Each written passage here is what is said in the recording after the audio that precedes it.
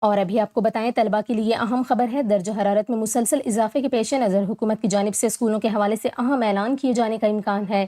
محکمہ موسمیات کا بتانا ہے کہ آئندہ چند دنوں کے دوران مختلف شہروں لاہور، ملتان، بہاولپور، فیصل آباد اور ڈیرہ غازی خان میں شدید گرمی کی لہر متوقع ہے، جہاں درجہ حرارت 42 سے 45 ڈگری سینٹی گریڈ تک پہنچنے کا امکان ہے۔ ایسے میں بچوں کی صحت، تعلیم اور تحفظ کے حوالے سے تشویش میں اضافہ ہو رہا ہے۔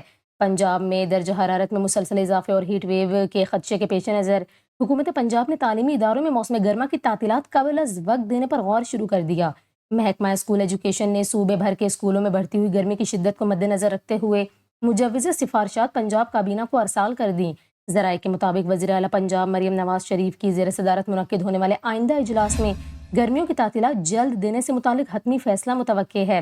مجوزہ منصوبے کے تحت تعلیمی ادارے ممکنہ طور پر مئی کے وسط یا تیسرے ہفتے سے بند کیے جا سکتے ہیں، جبکہ عام طور پر یہ تعطیلات جون کے آغاز میں دی جاتی تھیں۔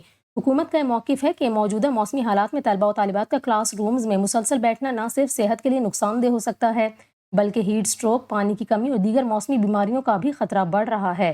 اس کے علاوہ آپ کو بتائیں کہ یہ فیصلہ آئندہ چند روز میں متوقع ہے، جس کا باقاعدہ نوٹیفیکیشن بھی جاری کر دیا جائے گا۔